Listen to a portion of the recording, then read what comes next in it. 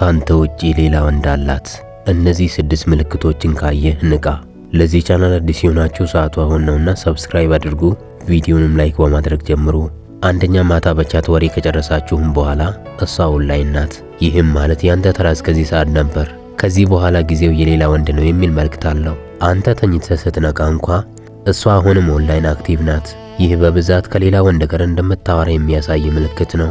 ይህ ምልክት ብዙ ወንዶች እያዩት እንዳላዩት የሚያልፉት፣ ነገር ግን በውስጡ በጣም አደገኛ የሆነ እውነታን የያዘ ትልቅ ማሳሰቢያ ነው።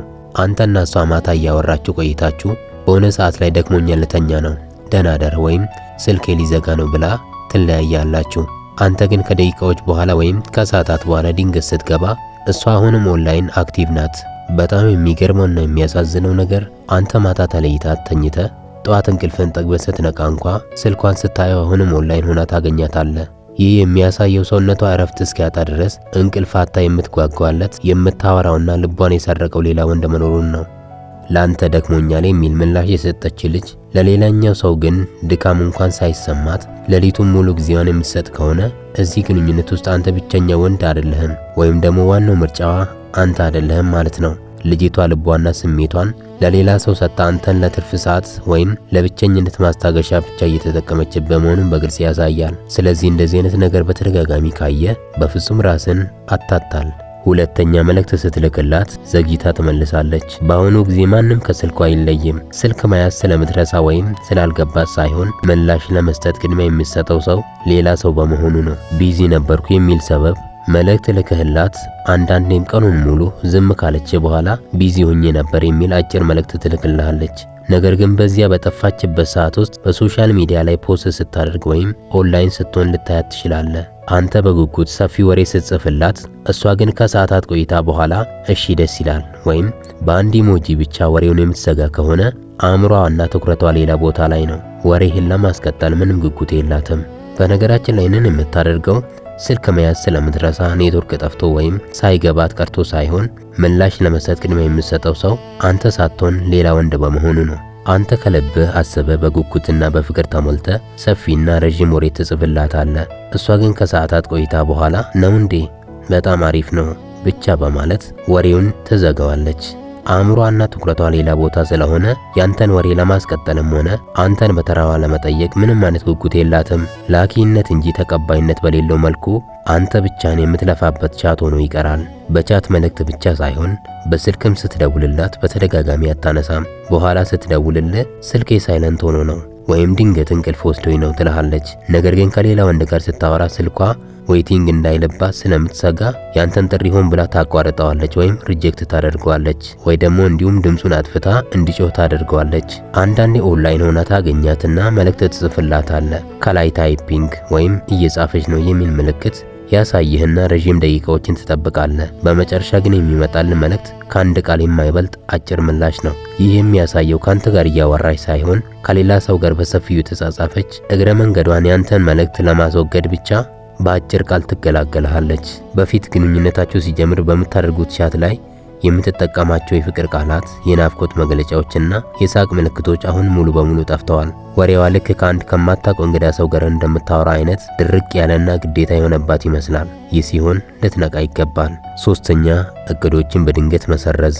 ለመገናኘት ቀጠሮ ይዛችሁ ልክ የመገናኛ ሰዓቱ ሲቃረብ በጣም ደካማ በሆኑ ምክንያቶች ቀጠሮን የምትሰርዝ ከሆነ ይህ ትልቅ ምልክት ነው። ካንተ ጋር ቀጠሮ የያዘችው ምናልባት ያሰበችው ሌላ ወንድ ጊዜ ከሌለው ካንተ ጋር ለማሳለፍ አስባ ሊሆን ይችላል። ነገር ግን እሱን እንገናኝ ሲላት አንተን በድንገት ነገር ተፈጥሮብኝ ነው ሌላ ቀን ይሁን ብላ ሰበብ ትፈጥራለች። በአጭር ጊዜ ውስጥ በተደጋጋሚ የቤተሰብ ጉዳይ፣ የጓደኛ ህመም ወይም የሥራ መደራረብ እያለች ካንተ ጋር መገናኘትን የምትርቅ ከሆነ ጉዳዩ ጊዜ ማጣት ወይም ችግር ተፈጥሮ ሳይሆን ላንተ ያላት ፍላጎት ጠፍቶ ነው።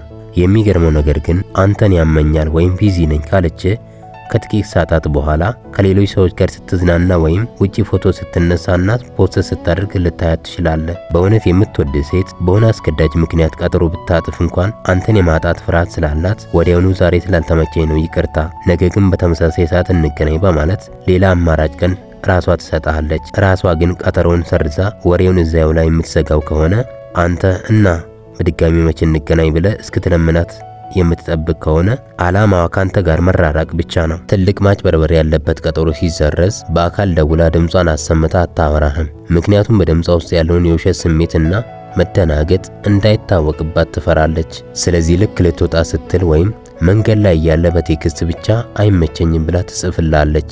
ስልኳን ብትደውልላት እንኳን አታነሳውም። ምክንያቱም ሰበቧን እንድትመረምርባት አትፈልግም። አራተኛ ከመጠን በላይ መነጫነጭና አንተን ጥፋተኛ ማድረግ።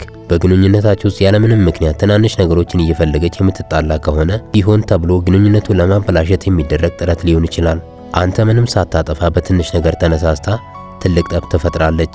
ዓላማዋ አንተን አስቀይማ ለቀናት ያህል እንዳታወራት ለማድረግ ነው። ስለዚህ በምትጣሉበት ሰዓት ደግሞ ያለምንም የጥፋተኝነት ስሜት ከሌላ ወንድ ጋር በነፃነት ታሳልፋለች። እንደገና ጥፋቱን አንተ ላይ ተለጥፈዋለች። ለምን ጠፋሽ ወይም ባህሪሽ ለምን ተቀየረ ብለህ ስትጠይቃት እውነቱን ከመናገር ይልቅ አንተ አታምነኝም፣ ትጠራጠረኛለህ፣ አታከብረኝም፣ ባለፈው እንደዚህ ብለኸኝ ነበር፣ እንደዚህ አድርገኸኝ ነበር፣ ጥፋተኝነቱን ወደ አንተ አዙራ ራስን እንድትወቅስ ታደርጋለች። አንተ ምንም ሳታጠፋ በፍቅርና በትህትና እያወራህ ሳለ በትንሽ ነገር ተነሳስታ ትልቅ ጠብ ትፈጥራለች። ዓላማዋ አንተን አስቀይማ ወይም እሷ ተቀይማ ለቀናት ያህል ቻት እንዳታደርጋትና እንዳታወራት ለማድረግ ነው። አንተ በጭንቀት እንዴት ልታረቃት እያልክ ስታስብ፣ እሷ ግን ያንን ጠብ እንደ ፈቃድ ወረቀት ትጠቀምበታለች። በቀጥታም ሆነ በተዘዋዋሪ ያንተን ድክመቶች ማጉላት ትጀምራለች። የገሌ ፍቅረኛ እኮ እንዲያደርጋል፣ አንተ ግን አሁንም አልተቀየርክም፣ ምንም አታውቅም፣ እንደ ወንድ እንኳን አታስብም እያለች ማጣጣል ትጀምራለች። ይህን የምታደርገው በልቧ የያዘችው የሌላ ወንድ ባህሪና አያያዝ ካንተ የተሻለ ሆኖ ስለታያትና በአእምሯ ሁለታችሁን እያወዳደረች ስለሆነ ነው። አምስተኛ ስለ ወደፊቱ ህይወታችሁ ማውራት አትፈልግም። አንዲት ሴት ከአንድ ወንድ ጋር ብቻ እውነተኛ ፍቅር ስትሆን ስለ ወደፊቱ ህይወቷ፣ ስለ ትዳር ወይም አብራችሁ ስለሚኖራችሁ ህይወት ማውራትና ማለም ትወዳለች። ስለ ወደፊቱ ህይወታችሁ ወይም አብራችሁ ስለምታቅዱት ነገር ስታነሳላት አሁን ለምን እንጨነቃለን፣ ህይወትን በቀላሉ እንያት ወይም ጊዜው ሲደርስ ይታያል እያለች የምትርቅ ከሆነ አንተም በረዥም ጊዜ እቅዷ ውስጥ አላካተተችህም። ህይወቷንና ልቧን ለሌላ ወንድ ሰጥታ ካንተ ጋር ግን ለጊዜው ብቻ የምትጓዝ ከሆነ ስለ ነገ ማውራት የጥፋተኝነት ስሜት ስለሚፈጥርባት ወሬውን ሁል ጊዜ ትሸሸዋለች። ስለ ወደፊቱ ህይወቷ ስታወራ እኛ ወደፊት እንዲህ እናደርጋለን ወይም አብረን ይህንን ነገር እንሰራለን አትልም። ይልቁን እኔ ወደፊት እንዲህ ማድረግ ፈልጋለሁ፣ እኔ እዚህ ሀገር መሄድ ፈልጋለሁ እያለች እቅዷን በግሏ ወይም እኔ በሚለው ቃል ብቻ ስለ ራሷ ትናገራለች። በንግግሯ ውስጥ እኛ የሚለውን ቃል ሆን ብላ ታጠፈዋለች። በነገው ህይወቷ ውስጥ ያንተ ቦታ ስላልተያዘ እቅዷ ውስጥ አታካትትህም። አንተ ወደፊት አብረን ልጆችን ወልደን እናሳድጋለን ወይም ይህንን ቢዝነስ አብረን እንሰራለን ብለህ ስታለም፣ እሷ ግን በፈገግታና በውግት ከመቀበል ይልቅ እሺ መልካም ነው ፈጣሪ ያውቃል በሚሉ ድርቅ ያሉና ጨዋታውን በሚገሉ አጫጭር ቃላቶች ትመልስልሃለች። ስድስተኛ የውስጥ ስሜትህ ይነግርሃል። ብዙ ጊዜ ወንዶች የአይነ አይምሯቸው ወይም የውስጥ ስሜታቸው የሆነ ነገር ትክክል እንዳልሆነ ሲነግራቸው ችላ ይሉታል። ነገር ግን የውስጥ ስሜት ዝም ብሎ አይነሳም። ለምሳሌ የፍቅር መቀነስን ማስተዋል ትጀምራለህ። በፊት ላንተ የምታሳየው ጉጉት፣ አቅፋ ስትቀመጥ የሚሰማ ስሜት፣ በአይነ ውስጥ የምታየው የፍቅር እይታ አሁን ሙሉ በሙሉ እንደጠፋ በውስጥ የሚነግርህ ነገር ካለ ራስን ማታለል የለብህም።